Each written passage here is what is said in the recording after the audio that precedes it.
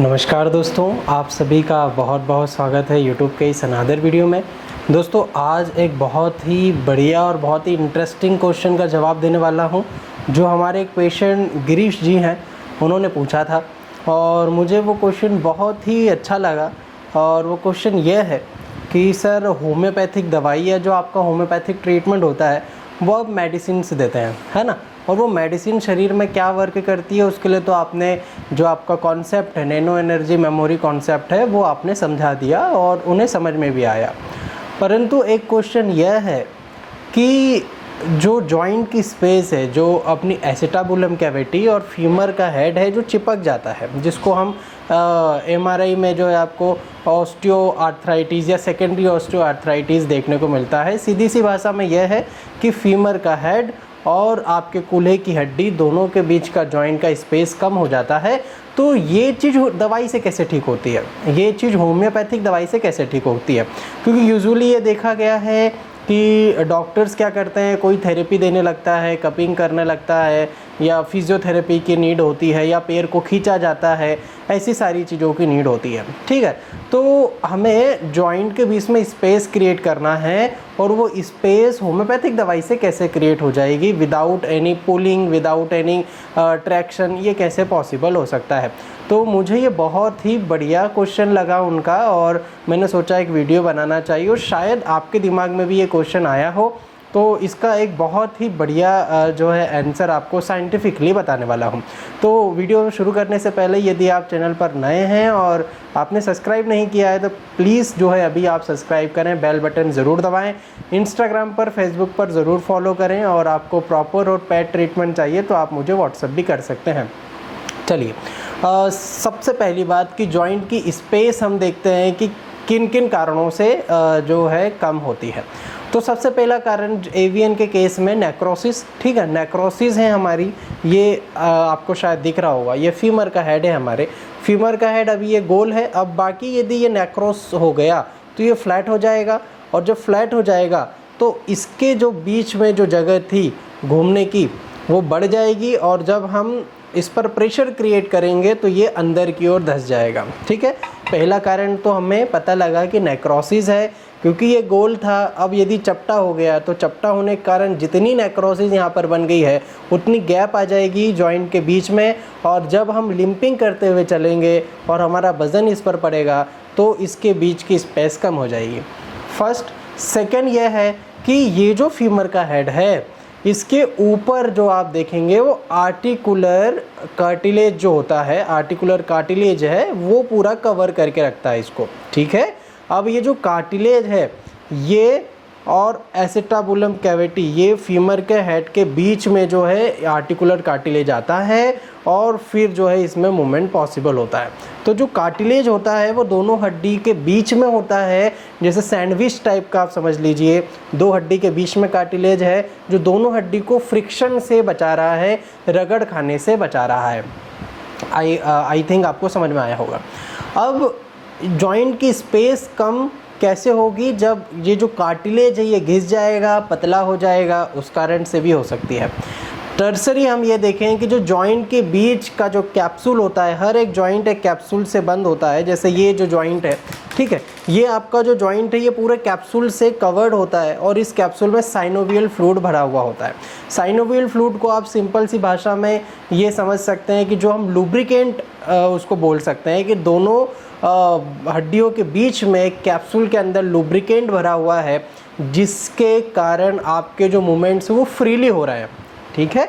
तो ये तीन कारण मैंने आपको बताया, एक तो नेक्रोसिस का होना, जॉइंट स्पेस कम हो जाना, कार्टिलेज का खराब हो जाना, घिस जाना, पतला हो जाना, जॉइंट स्पेस कम हो जाना, या फिर साइनोवियल फ्लूइड जो अंदर भरा हुआ है उसका इफ्यूज़न हो जाना, उसकी कमी हो जाना, ये भी आपके जो जॉइंट स्पेस है उसको कम करती है। अब यहाँ पर बात आती है कि दवाइयों से जॉइंट स्पेस कैसे ठीक होगा। तो सिंपली एक ही चीज़ मैं आपको बताऊंगा कि मान लो कि ये नेक्रोस है, ठीक है, नेक्रोटिक बोन है आपकी। अब ये आपके यहाँ पर ऐसे चिपकी हुई है, ठीक है, आपने इसको पुल किया, पुल करने से क्या हुआ कि जॉइंट के बीच की स्पेस जो है आपको मिल गई। अब जॉइंट के बीच की स्पेस मिल गई, आपके मूवमेंट अच्छे हो गए, मूवमेंट अच्छे हो गए तो पेन कम हो गया। पर अगेन कुछ समय बाद क्या होगा कि ये नेक्रोसिस तो अभी एज इट इज़ है ना, नेक्रोसिस ऐसी ही है तो फिर से जॉइंट स्पेस कम हो जाएगी। समझ पा रहे हैं? तो हमने क्या किया कि केवल पैर को खींच के फिजियो करवा करके ट्रैक्शन लगवा करके हमने क्या किया कि जॉइंट की स्पेस जो है उसको हमने मेंटेन कर दिया। बट अगेन क्योंकि नेक्रोसिस वहीं पर है, हमने जड़ पर काम नहीं किया है, नेक्रोस अभी भी है बोन, तो क्या करेगी अगेन कुछ समय बाद आपका जो है ये जॉइंट स्पेस कम हो जाएगा, है ना। तो जब जॉइंट स्पेस कम हो गया तो फिर से वही सारी चीज़ें हो जाएगी, है ना। तो मतलब यह है कि यदि आपने इस नेक्रोस बोन को बना दिया, ये नेक्रोस बोन को बना दिया, तो जो हम बोल सकते हैं कि जो दो हड्डियों के बीच की जो स्पेस है वो भरा जाएगी, और वो भरा जाएगी तो आपका जो है जॉइंट स्पेस ठीक हो जाएगा। आपने देखा होगा ना कि एक्सरे देखा होगा आपने, यूजुअली एक्सरे में आप देखें आपके कि फीमर जो है, ये फीमर का हेड, ठीक है, और आपकी जो ये पेल्विक बोन है उसका आप एपी व्यू का एक्सरे देखेंगे तो इन दोनों के बीच में आपको कुछ गैप दिखेगा, ठीक है। अब इस गैप का मतलब क्या है, वहाँ पर कोई खाली जगह नहीं है, गैप आपको एक्सरे में दिख रही है परंतु वहाँ पर एक कार्टिलेज है, ठीक है। कार्टिलेज एक्सरे में नहीं दिखते हैं, ठीक है। इसलिए हमें क्या लगता है यूजुअली कि दो हड्डी के बीच में खाली स्थान है, ऐसा नहीं होता। दो हड्डी के बीच में कार्टिलेज है, आर्टिकुलर कार्टिलेज, जो दोनों हड्डी को जोड़ करके रख रहा है, चिपकने नहीं दे रहा, उसके बीच में एक सैंडविच की लेयर जैसा बना हुआ है ना। अब हम एक्सरे में देखते हैं, हमें क्या लगता है कि यार दो हड्डी के बीच में स्पेस है, मतलब खाली जगह होगी, खाली जगह नहीं है, वो कार्टिलेज है ना। तो पहली चीज़ मैंने आपको क्या बताई थी कि जॉइंट स्पेस कम क्यों हो रहा था, नेक्रोसिस के कारण। तो यदि नेक्रोसिस में हड्डी फिर से बन गई तो जॉइंट की स्पेस फिर से ठीक हो जाएगी, है ना, without any pulling, without any traction, ठीक है। दूसरी चीज़ क्या है, दूसरी चीज़ यह है कि जो कार्टिलेज था, जो थिन हो गया था, पतला हो गया था, डैमेज हो गया था, यदि वो कार्टिलेज फिर से हम उसको हील कर पाएँ, फिर से उसको हेल्दी कर पाएँ, तो ये जो कुशनिंग का काम कर रहा था, दो हड्डियों के बीच में लुब्रिकेंट का और कुशनिंग का काम कर रहा था, वो कुशन जो पतला हो गया था, जिस कारण से दो हड्डी के बीच की स्पेस कम हो गई थी, इसके बीच की स्पेस कम हो गई थी, वो स्पेस फिर से मेंटेन हो जाएगी, क्योंकि उसके बीच का जो लेयर है, कार्टिलेज है, वो फिर से हष्टपुष्ट हो जाएगा, मोटा हो जाएगा, जितनी उसकी थिनिंग होनी चाहिए, थिकनेस होनी चाहिए, उतनी थिकनेस उसकी मेंटेन हो जाएगी। तो जब दवाई उस कार्टिलेज पर काम करेगी और उसको हेल्दी कर देगी तो दोनों हड्डी के बीच की स्पेस मेंटेन हो जाएगी। दूसरी चीज़, तीसरा कारण क्या था हमारा कि जो जॉइंट इफ्यूज़न हो जाता है, जॉइंट इफ्यूज़न होने के बाद में क्या होता है कि अंदर का जो लुब्रिकेंट है वो बाहर निकल गया। तो यदि अंदर का जो साइनोवियल फ्लूइड है उसको हमने मेंटेन कर दिया, उसको बना दिया, उसके फ्यूज़न को रोक दिया, तो क्या होगा, बीच में जो है फ्रिक्शन नहीं होगा, लुब्रिकेशन अच्छा होगा और जॉइंट की स्पेस ठीक हो जाएगी। तो अल्टीमेटली आपको मैं ये बताना चाहता हूँ कि ये जो फिज़िकली और मैकेनिकली हमने पैर को पुल अप किया है, पुल अप करने से आराम मिल जाएगा, परंतु जो कारण है, जिस कारण से जॉइंट की स्पेस कम हुई है, वो कारण को ठीक करोगे नहीं तो जॉइंट स्पेस फिर से रिलैप्स हो जाएगा। 7 दिन 8 दिन 10 दिन ठीक रहेगा, उसके बाद फिर से वही हो जाएगी चीज़ें। तो आपको मेंटेन नहीं करना, आपको क्योर करना है, ठीक है। जब जिस कारण से जॉइंट स्पेस कम हुआ है उस कारण को हमने ठीक कर दिया ना, तो ऑटोमेटिकली जॉइंट स्पेस ठीक हो जाएगा।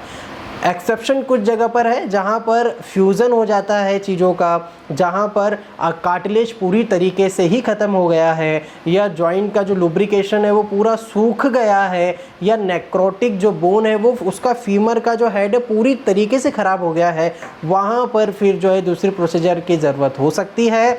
वहाँ पर आपको टेम्पररी रिलीफ के लिए ही फिजियो की ज़रूरत हो सकती है, फिजियोथेरेपी लेने की आवश्यकता पड़ सकती है। बट यूजुअली एवियन में ये देखा गया है कि आपको उसके कारण पर यदि आपने ध्यान दे दिया तो दवाइयाँ जॉइंट को, दो हड्डियों को जा कर के खींचेगी नहीं, ठीक है। दो हड्डियों को आपस में खींचेगी नहीं, पर जो हड्डी के बीच का मटेरियल है जो ख़राब हो गया है उसको बना देगी, तो ऑटोमेटिकली जॉइंट की स्पेस क्रिएट हो जाएगी।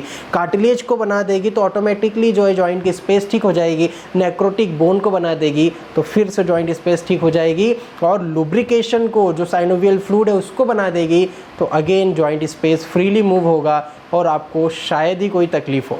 तो आई थिंक गिरीश जी के साथ में काफ़ी सारे लोगों को की ये जो क्वायरी थी वो ठीक हुई होगी कि होम्योपैथिक दवाई विदाउट एनी थेरेपी आपको कैसे रिज़ल्ट दे रही है और कैसे रिज़ल्ट दे सकती है।